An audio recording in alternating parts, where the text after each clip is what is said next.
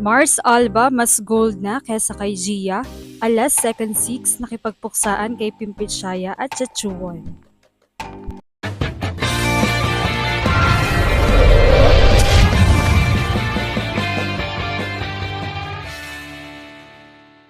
What's up, Volleyball Nation? Welcome back to my YouTube channel. Narito ako para magbigay sa inyo ng updates tungkol sa mundo ng volleyball.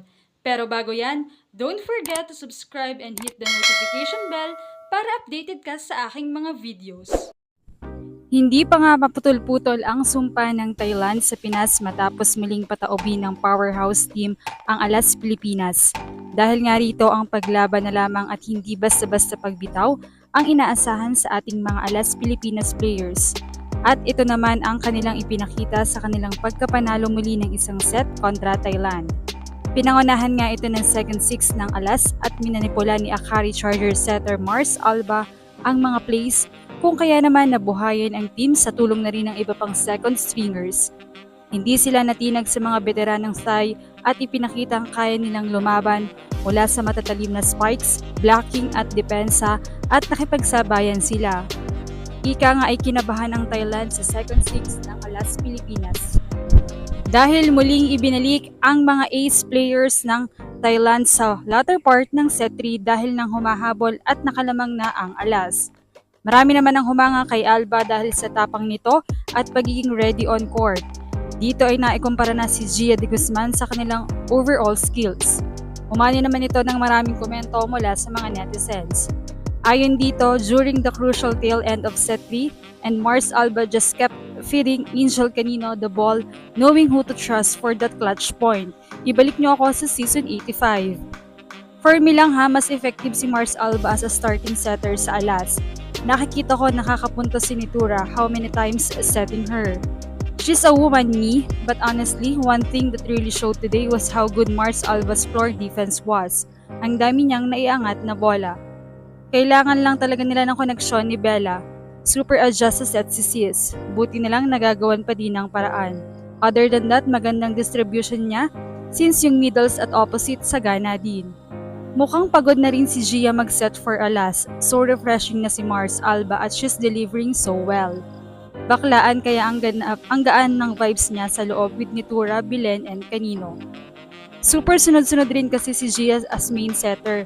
And sana yung diskarte ng Alas ay ibabad ng ibang setters para iba-iba naman ang timpla. Even combination plays, hindi niya ma-execute ng maayos. Sunod-sunod na lang tournament na napagod na si Ate Gia. I understand her, lalo na nga yung moral niya as a captain. Dikit ang laban, tas sa tail end talo din. True, and she and the girls kept on saving debritos. Kapagod talaga sa dami ng talented setters sa ibang delegation. Sana malid ng ibang setters anek para sa confidence din nila. Kaya nga dapat hindi lang pang double sub kay Gia ang second setter natin. Dapat starter material din talaga kasi hindi na consistent gold si Gia. Si Mars talaga yung second setter ni Gia, ito na yon. Ang edge niya yung sa ibang setter sa pool, depensa. Pwede na mag-retire si Gia, wala na siyang spark, yung mga set niya tsambahan na lang, sa totoo lang. Marami rin ang nagsasabing panahon na talaga para humasa pa ng ibang setters since tumatanda na rin si Gia. At talagang habang tumatagal ay nag-iiba na rin ang setting style niya. Maaaring dahil na rin ito sa sistema ni Coach De Brito. Pero it's time talaga na makita natin ang iba pang mga talented setters since bata pa rin talaga ang mga spikers natin kagaya na Canino, Bilen, Nitura at Solomon. Subalit marami din namang mga supporters ni Gia ang na-disappoint dahil lang sa nag-perform ng maayos si Alba ay na-discredit na daw agad ang mga ambag ni Gia. Ika nga sa komento, hopefully after SEA Games layasan na ni Gia yung Alas na yan. Nabigyan mo na yan sila ng maraming podium under your leadership and voice at marami na rin naman silang natutunan sa'yo. Grabe ang mga bashers, tingnan natin. Sagot naman ng isa, I agree, wala na dapat pang i-improve or i-prove si Gia. She is still the best setter in the country of all time. No one comes close, period. Anong masasabi niyo dito? Leave a comment below. Thank you for watching and don't forget to subscribe.